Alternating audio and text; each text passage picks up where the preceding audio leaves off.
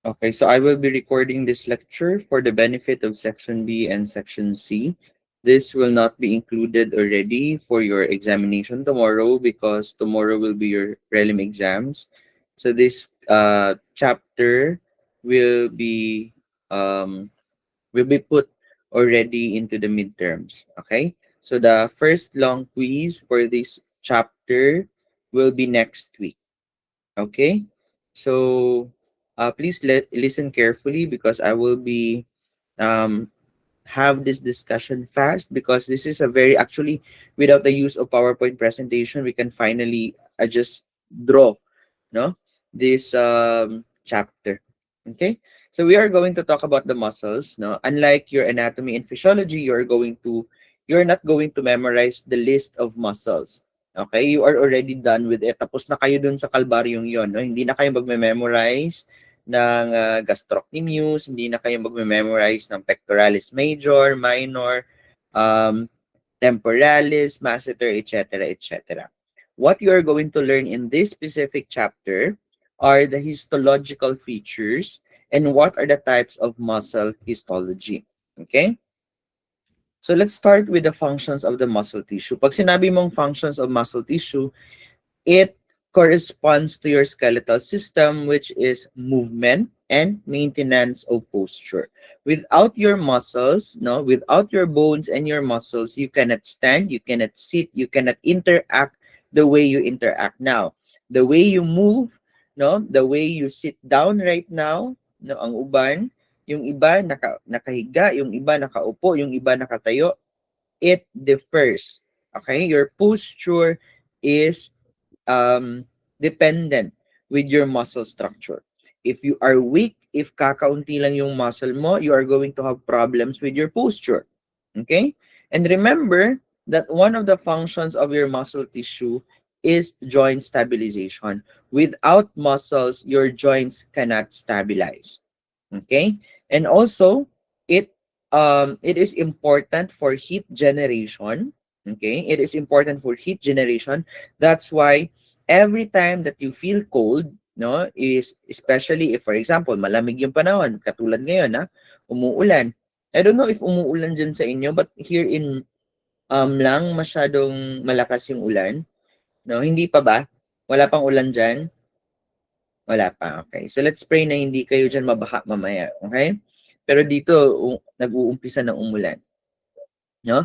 And also heat generation, when you are cold or if you feel that you are cold, what is your body should do?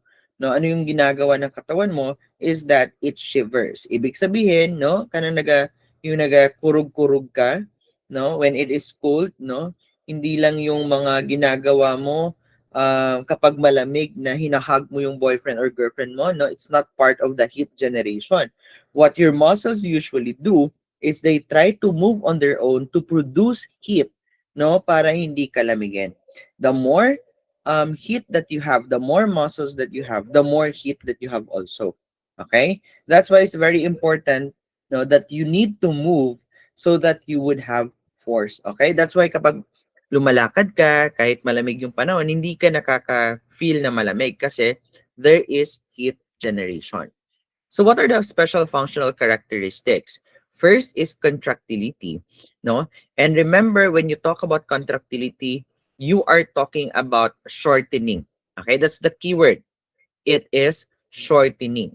Ibig sabihin, yung shortening na yan, it generates pulling force. Ibig sabihin, when you try to make, no, you try daw to, no, palabasin yung biceps nyo. When you try to pull, no, to make a flex, no, kapag fini-flex niyo yung muscles niyo, the muscle shortens.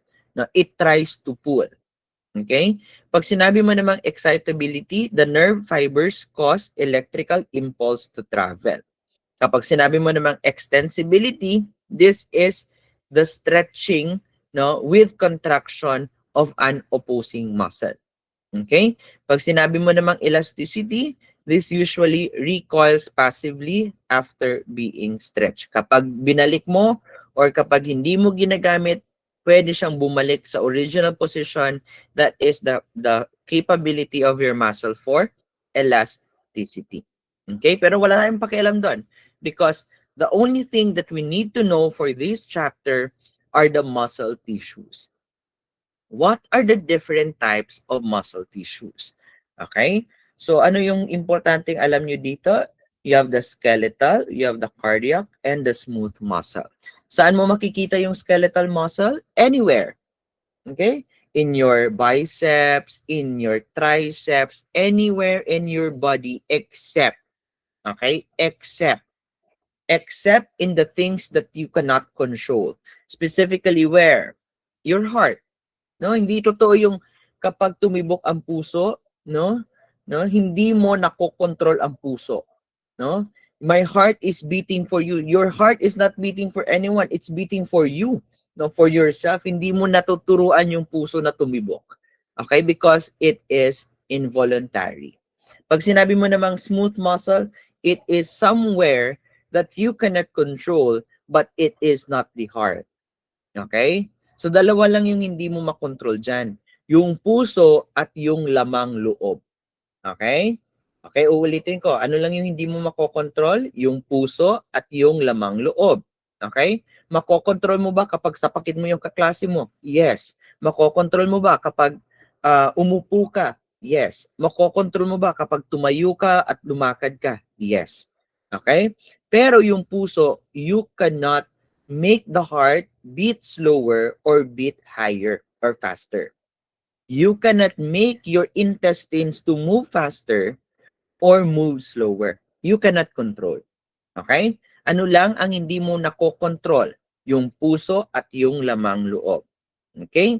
So remember these images because these images are very, very specific images for muscle tissue. Ibig sabihin, kapag nakita mo yung picture na to, alam mo that this is a skeletal tissue. Kapag meron kang nakitang parang ganyan, that is a muscular or a cardiac muscle tissue.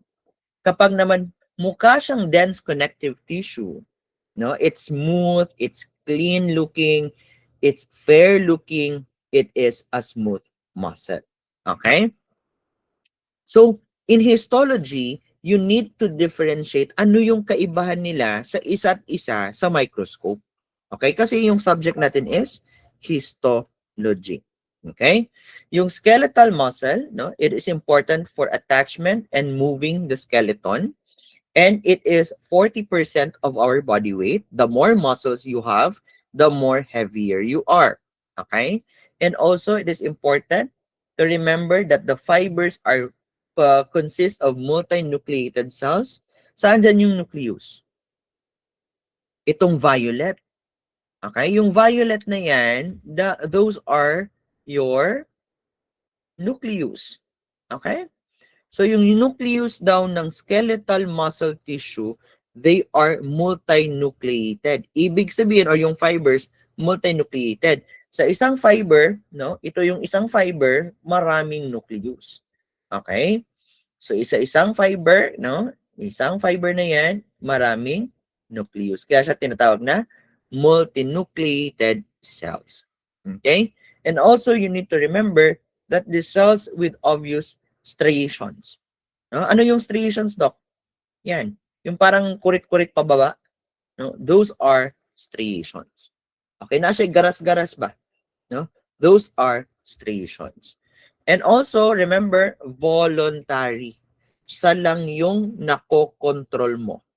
Okay? Kapag nag-hi ka, no, nag-hello ka, no, bumuka yung bimig mo, nag-usap ka, nagsalita ka, that is your skeletal muscle acting. Okay? Now, let's talk about your heart. Your heart, especially the walls of your heart, consist of cardiac muscle tissue. Yung nagpapump sa heart mo, that is cardiac muscle tissue. Okay? Doc, anong difference? Striated pa rin ba? Same noon sa skeletal? Yes. No? Meron siyang kurit-kurit pa baba. Okay? Iba to ha. These are not striations. Okay? No? These are intercalated disc. Okay? You need to study what is the function of the intercalations. Baka lalabas sa exam. bakit merong intercalations or merong malalaking pink na bold dyan? Okay? Anong purpose nito? Okay? You need to search for it because lalabas yun sa exam. And again, it's involuntary. Next. Yung smooth muscle tissue naman, it lines the walls of the hollow organs. Ibig sabihin, lamang loob. Kapag sinabi kong lamang loob, ano yun? Your intestine, your esophagus, your stomach, no? Hindi yung lining hindi yung lining na nasa loob, yung lining mismo ng muscle. Okay, remember that your gastrointestinal tract has peristalsis. 'Di ba? Meron yan siyang movement. So yung reason bakit merong movement yung intestine mo at yung esophagus mo from top to bottom is because of the smooth muscle. Also, kapag nag-goosebumps ka, your erector pili is also a smooth muscle. Okay? So nakokontrol mo ba yung goosebumps? Hindi. No, because you cannot control smooth muscle tissues. Okay? So there are involuntary control and also it lacks striations. Ibig sabihin wala siyang ganun-ganun. Okay? Hopefully you can appreciate the striations for both. Okay? So anong similarities? Lahat sila, no? Their cells are cold fibers because they are elongated. And lahat sila merong myofilaments known as the actin and the myosin. Take note, the plasma membrane is called the sarcolemma, and sarcos ibig sabihin flesh and lemma ibig sheath. So it's sarcolemma. So the skeletal muscle, no? Remember that your skeletal muscle, nang kumakaon bala ka, no? When you are going to eat chicken, no? If you are going to eat karne, that is actually a muscle that you are eating, no? Kaya yung pumupunta sa gitna ng ngipin mo, if may gap yung gitna ng ngipin mo, that is actually a muscle fiber. Okay? So if puputulin mo, no, isa-slice mo yung karne ng manok, you are going to see muscle. If isa-slice mo yung steak, that is actually a muscle. Okay? No? Tingnan mo, parang steak, oh. 'Di ba? Parang karne. No? So, ibig sabihin, yung kinakain natin, those are actually muscle. And remember, yung muscle na yan, 'di ba, kapag kakain ka ng karne ng manok, remember na parang merong puti. No? Merong nagko-cover sa mga karne na yan. Ano yung nagko-cover sa karne na yan?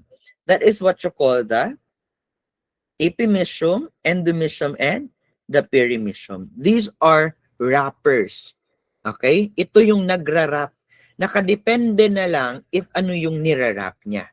Okay? Yung epimysium, nirarap niya lahat. Okay? Ng muscle.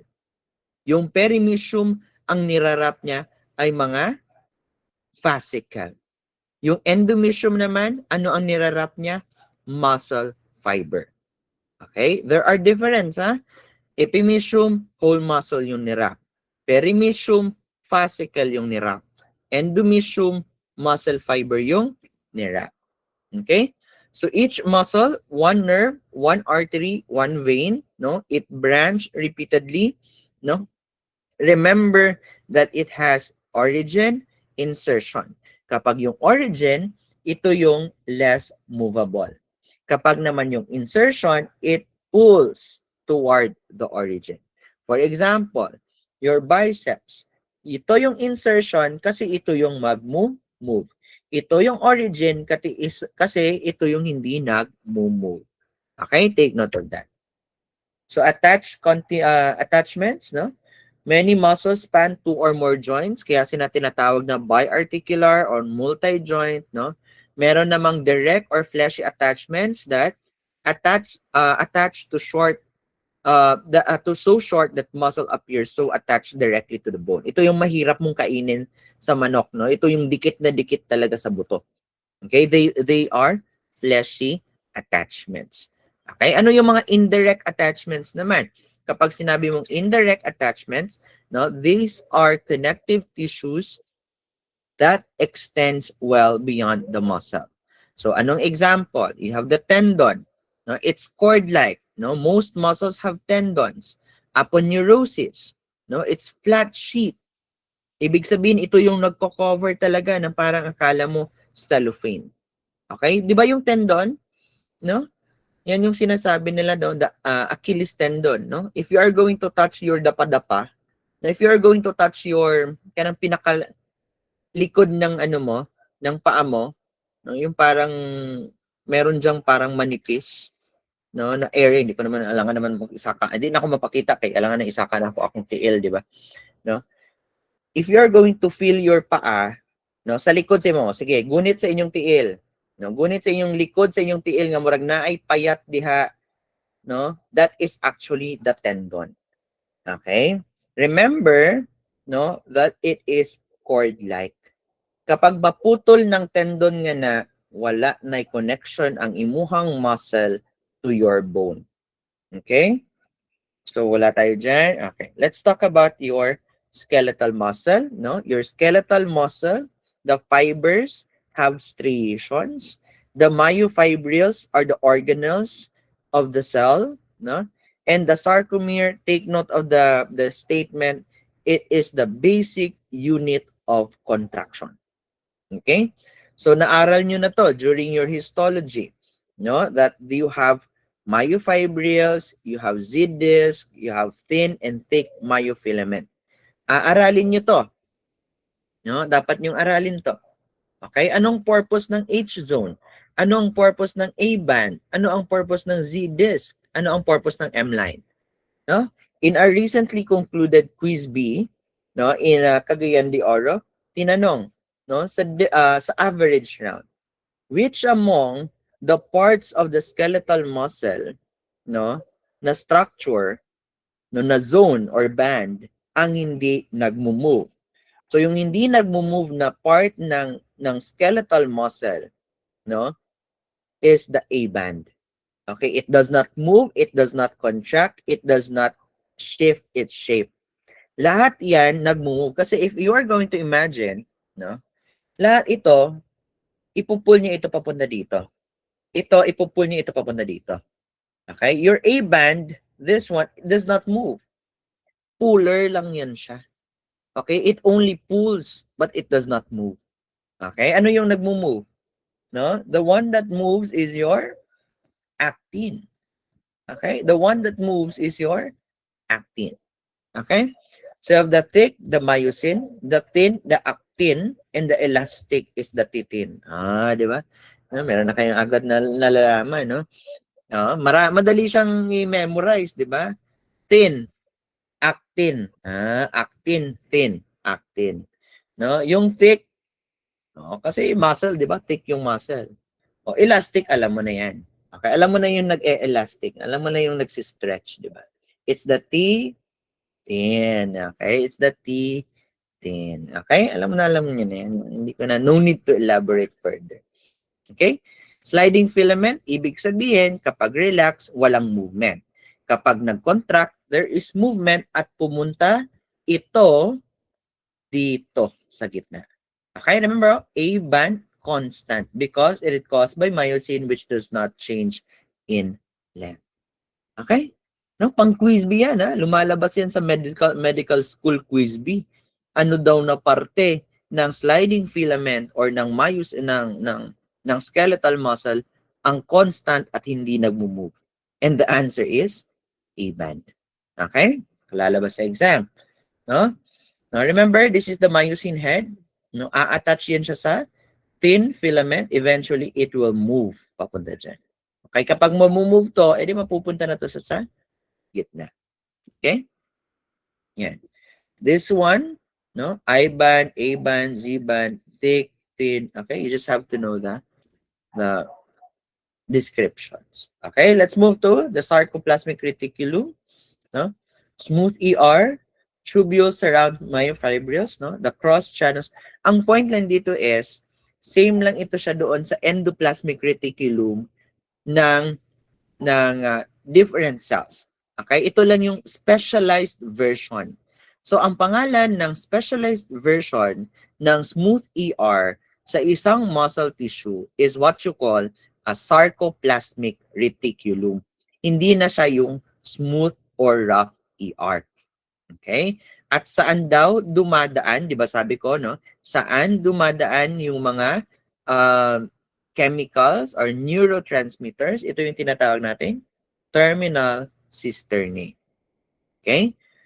The thin filaments triggering silent filament mechanism of contractions. The T tubules are continuous with sarcolemma. Therefore, whole muscle contracts simultaneously. Okay? So, neuromuscular junction, review nyo lang to from neuroanatomy, that the muscle moves because there is a change in neurotransmitters or there is nerve signals. Okay? Before mo pa yan igagalaw yung kamay mo, meron na yung kuryente na galing sa utak mo, na pupunta sa spinal cord mo, na pupunta sa kamay mo para magalaw mo yung kamay mo. Okay? At ano yung mga ginagawa? No, anong ginagawa doon para magkakaroon ka ng kuryente? You need to have chemicals which includes your neurotransmitters including the sodium, potassium, and your calcium. That's why, anong importante dito? The neurotransmitters are released by nerve signal and this initiates calcium ion release. Okay? Diba? You have here, no? So, illustrations. So what are the different types of skeletal muscle fibers? We have the fast, we have the slow, and we have the intermediate. Yung whenever or not they predominantly use oxygen to produce ATP, no, meron tayong tinatawag na oxidative, ibig sabihin gumagamit ng oxygen, at glycolytic na gumagamit ng ATP by glycolysis. So we have two types of fibers, yung mabilis at yung mahina. Yung mabilis, ito yung white. Yung mahihina, ito yung red. Okay? How would you remember this? Na yung mabibilis, yung white, yung mahihina, yung red. Okay? Kapag, di ba, you just have to remember, no? Yung sa traffic light, di ba? You are going slow because magsa-stop na siya, no? On the red light. Okay? On the white light naman, it's clear, it's a go signal, no? So fast fiber. Okay? So yung disadvantage lang ng white fibers is that even though they are large, no, they do not use oxygen. And kapag hindi sila gumagamit ng oxygen, they use your energy. At kapag gagamit sila ng energy, mas mabilis ma-burn yung fats mo, mas mabilis maubos yung energy mo. As compared to the slow fibers, no, it is usually aerobic, mas marami siyang mitochondria, that's why it's reddish, at mas marami siyang myoglobin. So, ito, no, that's why dali ka makapoy if you are going to run fast as compared to nag-jogging lang ka nga hinay. Okay? If you are going to use oxygen, no, hindi yan madali mauubos. Pero kapag gagamitin mo lahat mo ng energy, mas madali kang mapagod. Okay mo, di ba? Nang paspasan kayo ni Mugdagan, no? If you are going to run fast, mas madali kang mahika, ano? Mas madali kang mapagod. Pero if you are going to walk a ton, yung parang mabilis lang na paglakad, you don't exert effort that much, it's more continuous. Okay? Yun yung dapat niyong ginagawa as medical technology students. No, hindi dapat binubuhos lahat sa first year. No, because this is a marathon. No? Hanggang fourth year pa to. No, yung galing mo sa first year, dapat continuous until you will become fourth year. Huwag mong ibuhos lahat sa first year. No? Kasi mapapagod ka, mabiburnout ka. 'Di ba? Yan yung sabi nila, if you are going to exert a lot of effort, you are going to be burned out faster compared to those na relax lang. No, that's why, no? Sino yung mas madaling ma-burnout? Yung mga matatalino. Yung hindi ganun katalino compared doon sa mga matatalino, yung mga relax lang. Sila pa yung nag-e-enjoy or sila pa yung hindi na de-depress hanggang fourth year because they usually, no, try to conserve their energy. Okay? So ngayon, sabi ko nga, when you are still second year, no, you still have a lot to go. You need to conserve your energy. Just use the needed energy. Wag munang parang, yung parang, Diyos ko, no, parang wala nang bukas kasi mapapagod ka agad-agad. Okay? So a skeletal muscle contracts when its motor units are stimulated. Remember, the single momentary contraction is called a muscle twitch. Okay? So the amount of force depends on how many motor units are activated. And remember the keyword muscle tone. Even at rest, some motor units are active. Tense the muscle even though not causing movement. That is what you call the resting tone. Okay? What do you call naman yung muscle hypertrophy? Yung muscle hypertrophy naman is when you use your muscles every day or when you use your muscles, no, on a constant level, it will be increased. Okay? It will be hypertrophied. Ibig sabihin, the diameter increases. Lalaki ang muscle, hindi dadami. Iba yung lalaki, iba yung dadami. Because hypertrophy is increase in diameter, no? Ano naman yung ano? Yung increase in number. It's plasia. Okay? Hyperplasia. Okay? Kapag dadami yung cell, hyperplasia. Kapag lalaki yung cell, hypertrophy. No, maunang kung di ba? Kung sige mong workout, no, if you are going to use your muscles a lot, no, can you just imagine siguro si Gayas, no? Kung mag-workout si Gayas, mag-gym, etc., etc., no? He will lose the fats and eventually gain the muscle. Pero kapag hindi na ginagamit, no, for example, na-disgrasya sa doon sa Boss Ironman, no, tapos na semento yung paa, tapos hindi mo masyadong nagamit yung paa, you are going to have decrease in size. Okay?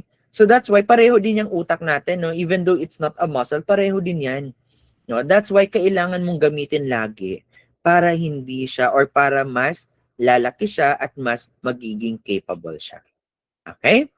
So endurance training, no, does not produce hypertrophy, no? Yung atrophy naman, it's the loss of tone and mass from lack of stimulation. Para hindi liliit yung utak ninyo, kailangan gamitin nyo yan lagi kasi magkakaroon ng atrophy. Hindi lang yan siya applicable sa muscle, it is applicable to your brain also. The more that you use your brain, the more that it will be useful. Okay? The less you use your brain, the more that it will be not useful. Okay? So after this, I will be uploading, no, for the viewers of section B and section C, you are going to name, no, you put your name and your section, and you are going to write there what is your favorite type of muscular tissue and why. Minimum of 50 words. Okay? So cardiac muscle, again, you need to have intercalated disc. Okay? Ano yung meron sa cardiac muscle na wala sa other muscular system, other muscular tissues? It is inherent rhythmicity. Ibig sabihin, no, kailangan the muscle cells beat separately without stimulation. Okay? Merong sariling buhay ang puso na hindi niya na kailangan gamitin ang utak. Okay, wow, no? Grabe naman quotable quotes. No, hindi na, no? It usually, no? No, mauna gani yung sinasabi ko, 'di ba? Yung puso, no, nagdi-decision yan siya ng kanya. Okay? When it decides to stop, it will stop. But until you die, from the time that you are conceived in your mother's womb, buhay na buhay yung puso hanggang mamamatay ka. Okay? So yung smooth muscle, saan mo yan makikita? In your internal organs. Okay? So the muscles are spindle-shaped cells, no, needed for peristalsis, and it does not always require a nervous signal. No, it can be stimulated by stretching or hormones. Okay? So this is included because troponins are measured clinically in heart attacks. No, as medical technologists, we usually measure troponin, no, as a basis to identify if the person is having a heart attack. So kapag tataas yung troponin I sa dugo ng pasyente, ibig sabihin may ongoing damage ang muscular tissue, specifically your cardiac muscle tissue, and that would tell that the patient is having a heart attack. Okay? So for example, yung doktor no nag-request kasi yung papa mo sumakit yung dibdib or ikaw sumakit yung dibdib mo, no? The doctor would request a trop I that is worth 500 to 600 pesos, and we could identify if there is an increase, if kapag may increase, possible that the patient is having a heart attack. Okay? So kapag mataas yan, no, kaming mga doktor takot na takot because eventually alam namin the next thing that you would do is to declare the patient because that patient might die. Okay? Kapag tumataas ang troponin I. Okay? So I think that's the last slide, no? We're only 20, 30 minutes. Okay? So do you have questions? Clarifications? Di ba madali lang? Actually, wala ng PowerPoint. Kayang-kaya nyo yan. No? What you need to study about this chapter is you need to differentiate the 3 types of muscular tissue, ano yung mukha nila, saan sila makikita, at ano yung importance ng kada isa sa kanila. Okay? Sige. So you don't have any more questions? Wala na? Excited na ba? Lahat para sa exam bukas? No, your examination for tomorrow, 100 items for lecture, 60 items for laboratory, lahat multiple choice questions. Okay? So no need to worry. No, all you have to do is to shade, but you need to study the different chapters and the coverage from the book because everything is coming from the book. Okay? Sige. Questions? Wala? How was your parasitology examination? No? Parang nonchalant naman yung iba. Maybe siguro nasagot niyo yung first 10 questions or 15 questions. No? I hope that you have answered it on correct na format. No? Kasi kapag hindi, that's automatic 15 points. Goodbye. Actually, very easy. Yeah, very, very easy. Okay? Sige. Or na-culture shock kayo dun sa mga numbers 88 to 89, 90 to 91, no? Yung mga ladder type questions na dapat alam nyo muna yung first bago kayo mag-move sa second question. No? Sige. So don't worry, hindi naman ganun yung histology. No? Very typical questioning. Okay? Sige. So if you don't have any more questions, no, we will see each other tomorrow. So we will start at exactly 4 p.m. so that we could end earlier at 5:30. Makakauwi na kayo. Okay? Because I will have a meeting tomorrow at 6. Okay? So dapat before 6, tapos na tayo. Okay? So sige. So if you don't have any more questions, you study very well for your exam tomorrow because eventually by the end of the week, now we already have your grades. Okay? Yung sa para, may utang pa tayo, edi magkikita pa tayo sa Friday. Yung histology, meron na yung grade. Okay? Sige. So if you don't have any more questions, let's call it a day and study well for tomorrow. Goodbye, everybody.